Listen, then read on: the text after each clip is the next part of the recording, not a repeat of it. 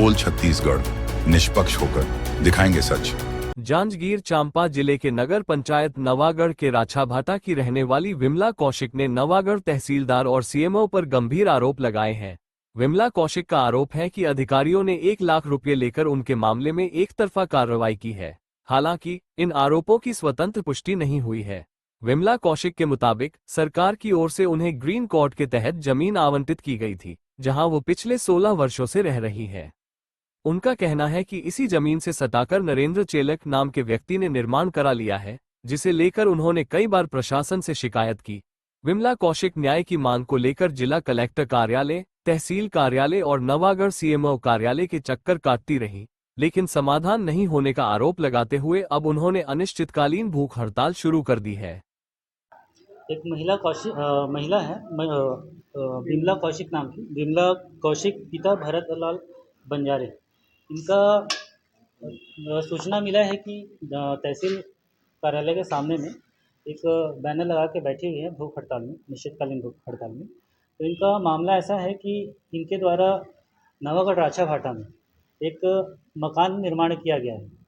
जो मौके पे तहसीलदार सर गए थे, हमारे सीनियर तहसीलदार सर गए थे, तो उन्होंने देखा कि उनका मकान निर्मित है। उनके द्वारा मौके पे पट्टा पेश किया गया, लेकिन प्रथम दृष्टया देखने से ऐसा महसूस होता है कि वो गलत तरीके से निर्मित पट्टा है। उनके विवाद उनका ऐसा है कि उनके जस्ट घर से लगा हुआ बगल में और एक व्यक्ति द्वारा मकान बनाया गया है, जिनका नाम है हीरापति नरेंद्र कुमार चेलक। इन्होंने मकान बनाया है, तो उनके मकान के बीच में लगभग 4 इंच का गैप है। तो उन महिला का कहना यह है कि उनके दोनों मकान के बीच में कम से कम 1 फीट का गैप होना चाहिए। तो निर्मित मकान को, जो हीरा पिता नरेंद्र द्वारा बनाया गया मकान है, उसको तोड़ने का जिद कर रही है। उसको तोड़ के हमारे मकान के बीच में 1 फीट का गैप करो, उसके बाद फिर मैं संतुष्ट होंगी, इस टाइप का। अब भाई किसी का मकान निर्मित है तो उसको तोड़ना जाना एक तो राजस्व न्यायालय के उस कार्य अधिकारिता क्षेत्र में भी आता नहीं है, और दूसरी बात किसी निवासरत मकान को बेघर किया जाना भी उचित नहीं है। इसीलिए अभी हमने सोचा है कि अभी तत्कालिक समय में महिला को जाके समझा दिया जाएगा इस संबंध में कि ऐसा अगर कार्रवाई किया जाता है तो दोनों पक्ष को नुकसान होगा, है ना।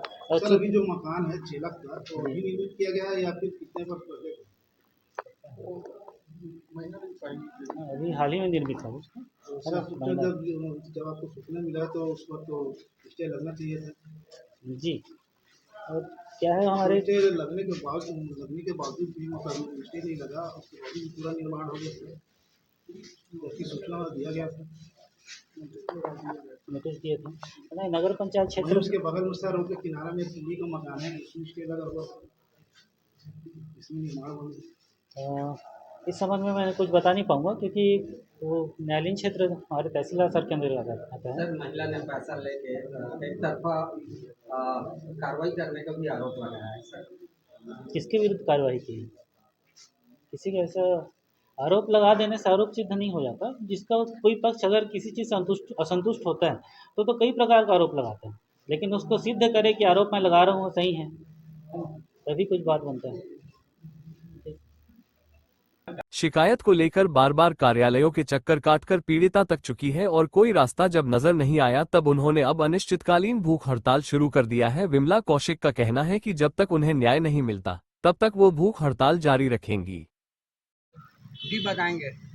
हाँ, मेरा पट्टा वाला ज़मीन है और 5 साल पूर्व मैं घर बनाई हूँ और 16 साल से यहाँ पे निवासरत हूँ और मैं यहीं की लड़की हूँ। शादी होकर भी मैं यहीं हूँ और यहीं पे मेरा निवास वगैरह है और मैं शादी के बाद भी यहीं रहती हूँ। और मुझे ग्रीन कार्ड के तहत यहाँ पे ज़मीन दिया गया है शासकीय शासन द्वारा, जिसमें मैं घर बना के रहती हूँ। और आज मेरे घर के दीवार और छत पर एक शासकीय कर्मचारी नरेंद्र चेलक द्वारा कब्जा किया गया है। दीवार पे सटा के उठाए हैं और छत को ढलान मेरे छत में कर दिए हैं, जिससे पानी की वजह से मेरा घर फूट गया है और मेरे घर में पानी चूता भी है बहाव की वजह से। अब मैं चाहती हूँ कि वो दीवार से उनका दीवार हटाया जाए और उनके छत को भी हटाया जाए। इसीलिए मैं बार बार सीएमओ ऑफिस, तहसील कार्यालय और ऑनलाइन आवेदन सब जगह दी हूँ। और लास्ट में मैं जन दर्शन में गई थी, जन दर्शन में भी आवेदन दी थी, तो जन दर्शन के आवेदन पे कोई प्रतिक्रिया नहीं हुई। तो फिर मैं भूख हड़ताल के लिए आवेदन करने गई थी, तब जाके तहसीलदार परसों गए थे मेरे घर में और मुझ पर दबाव बनाए कि इनका घर को हम लोग बेजा के कब्जा मानते हैं, खरीदी बिक्री नहीं मानते हैं और इसलिए इनका घर टूटेगा नहीं और आपका ज़मीन जो है 3 इंच ज़्यादा है बोले, जबकि ज़मीन का सीमांकन भूमि को किया जाता है, न कि छत को किया जाता है।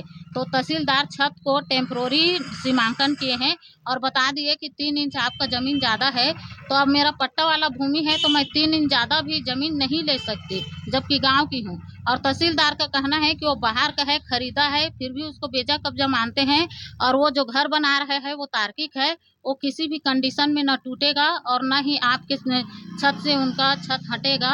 आपका छत टूट जाए तो टूट जाए। और देख के आए हैं, 2 बार गए थे जांच करने के लिए, एक बार में मेरे से ज़बरदस्ती साइन करवाए तो मैं बोली थी कि मेरे दीवार को तो आप देखे हैं, छत को दिखे हैं, उसको दर्शाइए। तो मेरे कहने पे दर्शाया था कि आवेदिका का दीवार नुकसान है और इस बार गए हैं तो इस बार साफ लिख दिए हैं कि आवेदिका का कोई नुकसान नहीं हुआ है, बल्कि आवेदिका जो है विवादित बयान कर रही है और कॉम्प्रोमाइज़ नहीं कर रही है। अब बताइए मैं अपना घर को टूटने कैसे दूँ? उसको ज़बरदस्ती साइन कर देती क्या कि मेरा घर टूट जाए ऐसे करके। बस तो मेरा कहना है कि मेरा जो भी नुकसान हुआ है अभी तक और उसका हर्जाना वो कब्जा करने वाले व्यक्ति दे और इधर कब्जा को हटा दे, बस सुनने में आया मांग यही है मेरी। सुनने में आया है कि ये फौजी से पैसा लेके तहसीलदार ने हाँ, सुनने में आया नहीं है, कन्फर्म है, क्योंकि अब बताती हूँ यहाँ पे जितने भी मकान निर्मित होता है वो पट्टा रहेगा या खुद का जमीन रहेगा, फिर भी सुनवाई नहीं होती है। यहाँ पे नोट पॉकेट में नोट भरना चाहिए तहसीलदार का और सीएमओ का, क्योंकि उसका कार्य में 1 दिन स्टे लगाया गया था, 1 दिन के लिए मात्र, जिस दिन छत ढाला उस दिन। लेकिन जैसे ही तहसीलदार को 1 लाख रुपया पैसा दिया गया, उसके नेक्स्ट डे उनको छत ढालने का ऑर्डर दिया गया, फिर भी वो जो है अपना हर कार्य का निर्माण आधी रात को करवाया है। आधा रात को उसका निर्माण हुआ है, इसलिए मैं भी घर में नहीं रहती हूँ और आधे रात को कौन जाग कर देखे जाके छत में, तो इसीलिए वो दीवार को सटा के उठाया भी है और छत किया है। और हम लोग 24 घंटा निगरानी थोड़ी ना करते भाई कि कैसे बना रहे हैं करके। मान लीजिए मांग पूरी नहीं होगी तो फिर आगे क्या कदम लगेगा? अब यहाँ पे यदि मेरी मांग पूरी नहीं होती है तब मेरा हड़ताल तो टूटेगा नहीं, जब तक कुछ न कुछ कार्रवाई ना हो। उनका भी जांच होना चाहिए। मैं जितना आवेदन दे रही हूँ जांच के लिए, तो ये लोग आके सिर्फ मेरा डॉक्यूमेंट चेक करते हैं, लेकिन उनका डॉक्यूमेंट चेक नहीं करते हैं, उनको तो जांच छोड़ दे रहे हैं। और मैं जब थोड़ा बहुत जोर से गुस्सा में बात कर देती हूँ, क्योंकि मेरा घर टूट रहा है, मेरा दीवार टूटा है, पानी बह रहा है, जायज़ सी बात है कि मैं तो गुस्सा होंगी ना भाई।